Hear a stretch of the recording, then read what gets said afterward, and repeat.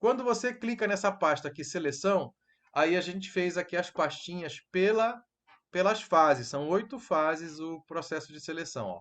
A preparação, eu tenho a chave. Deixa eu pegar aqui a chave de um atendente de farmácia. Eu vou abrir aqui, ó. Está carregando e você pode baixar isso.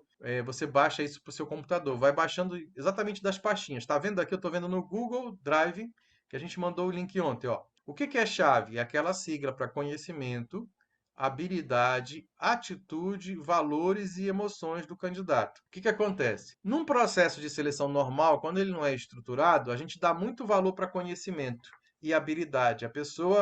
É, a pessoa trabalhou em farmácia 6 meses, um ano. Está na Hotmart também, Jones? Não, Jones, a gente não subiu ainda para a Hotmart. A gente está revisando tudo aí, depois vai subir para a Hotmart, tá? Ainda não está na Hotmart, está no grupo do Desafio dos 100 Dias e é só você pegar o link lá amanhã.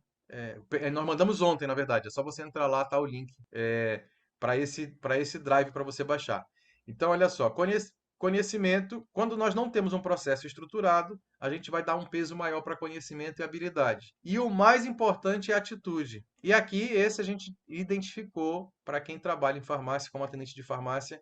Ó, conhecimento, ter o ensino médio concluído, ter tido alguma experiência com vendas, ter feito algum curso ligado à área de saúde, balconista, auxiliar de enfermagem, isso vai somar algum ponto, mas não é o decisivo. Ter feito algum curso profissionalizante também é um indicador de a pessoa estar procurando melhorar. Quais as habilidades que as pessoas precisam ter? Gostar de ajudar os outros. Demonstrar estar feliz em ajudar. E aí no processo de seleção você vai perceber.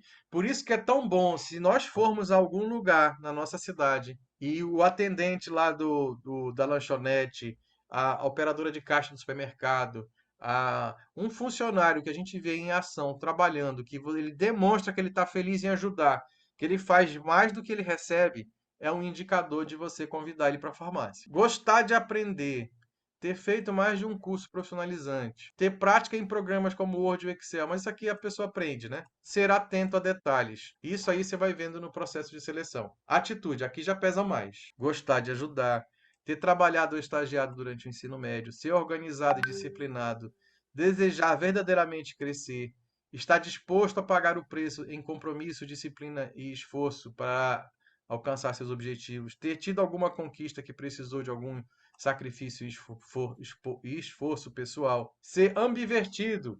Esse aqui a gente não divulga, né? Mas o que nós percebemos? Os melhores atendentes, eles não têm dificuldade de falar com uma pessoa estranha. Chegou um cliente pela primeira vez, ele entrou na farmácia. Aí você trata ele como se já conhecesse, cumprimenta, se apresenta, não tem barreira nenhuma de fazer isso. E ao mesmo tempo eu presto atenção no que a pessoa diz. Essa é uma característica de pessoas que a gente chama de ambivertido. Elas têm um pouco de extroversão e um pouco de introversão. Se for extrovertido demais, a pessoa vai falar muito e não vai prestar atenção no cliente. Se for introvertido demais, ele até pode desenvolver no trabalho, mas ele vai ter um pouco mais de dificuldade de falar com pessoas estranhas. Aí a gente, quando aplica o teste de MBTI, a gente tem um percentual lá que é de 4 a 6 respostas para I, que dá o percentual que a pessoa é ambivertida. E aí isso é um indicador de que a pessoa tem o potencial lá para desenvolver e ser um grande atendente na farmácia. Mas nós já pegamos pessoas mais introvertidas que deram super certo, porque a vontade de crescer era maior. Duas coisas motivam muito a gente: o desconforto, por isso que a gente fala de buscar pessoas pobres, honestas e doidas para crescer, né? O PhD que a gente brinca, porque esse desconforto pode ser um desconforto com a minha vida. Eu quero mais, eu sinto a dificuldade em casa, eu quero mais, eu quero oferecer mais para os meus filhos, quero ter uma vida melhor. Só que há pessoas que passam por isso e se acostumam. Tem pessoas que recebem o Auxílio Brasil hoje, que era o antigo Bolsa Família, e se acostuma com R$ 400 por mês, não procura mais nada. Então, mas você está numa situação que está desconfortável, motiva a gente a procurar melhoras. E a outra é o sonho grande. Eu quero crescer muito, eu quero realizar muito, né? Eu quero ter um sonho digno, realizar um sonho digno da minha grandiosidade. Eu sou filho do cara que criou tudo. Então, esses são os dois motivos que fazem as pessoas mais se movimentarem, ter mais motivação. Respeito aos pais e à família. Olha os valores. Respeito aos pais e à família. Ser bom filho, bom pai, boa mãe, esposo. A gente percebe isso em alguns momentos do processo de seleção. Valorizar o crescimento pessoal e profissional, aprendizagem constante, assumir responsabilidades. Aí, as emoções, mantenha calma em situações de estresse. Aí você vai ver na entrevista comportamental, tudo que a gente pergunta, o processo de seleção é feito para a gente identificar essas características nas pessoas. Existe uma pergunta que nós vamos ver lá no roteiro de entrevista comportamental, que a gente pergunta se a pessoa já passou por um mau atendimento. Ela foi em algum lugar e foi mal atendida. E aí você pergunta como foi que ela reagiu. Se a pessoa fez um barraco, brigou, não sei o que mais, você já tem um indicador de que a pessoa não mantém a calma numa situação de estresse. Reconhece quando erra e pede desculpas. Consegue acalmar clientes estressados e aborrecidos. Sabe reconhecer um bom trabalho de outro colaborador. Então, esse é a chave que a gente identificou ao longo do processo de seleção, que no dia a dia a gente encontra pessoas com potencial maior de crescer.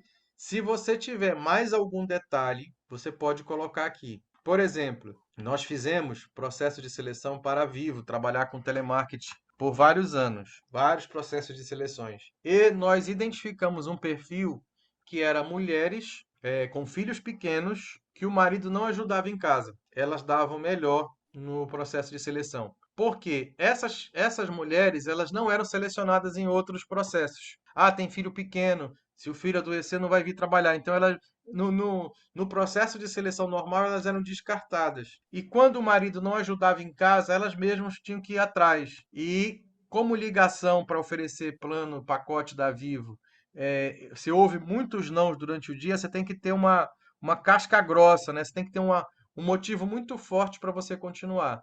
E a gente percebeu que esse perfil era o que dava mais resultado. E aí todo o processo de seleção, desde o anúncio, era assim: se você é batalhadora, tem um filho pequeno e é, você é o você trabalha para ter a principal fonte de renda da sua casa. A gente quer conhecer, temos uma proposta para você fazer carreira na Vivo. Era assim o anúncio, já começava do anúncio desse jeito, porque quem era daquele perfil era atraído pelo anúncio. Vinha para o processo de seleção e a gente ia validando se a pessoa realmente era aquele perfil que a gente estava buscando, porque nós percebemos que esse dava mais resultado. Então, se você já fez processo de seleção e percebeu algum detalhe na sua cidade que pode acrescentar aqui, você vai e coloca também, né, no seu, na sua chave, né? Então, essa é a chave, é uma das ferramentas que a gente precisa ter para você validar. Dá uma lida aí, veja se você acrescenta alguma coisa ou tira alguma coisa daí, mas essa é a base para a gente fazer o processo de. Essa é a base do perfil que a gente vai buscar no processo de seleção, tá? Aí tá aqui, ó, chave. Tem uma explicação de chave, ó, tem para farmacêutico, para entregador delivery,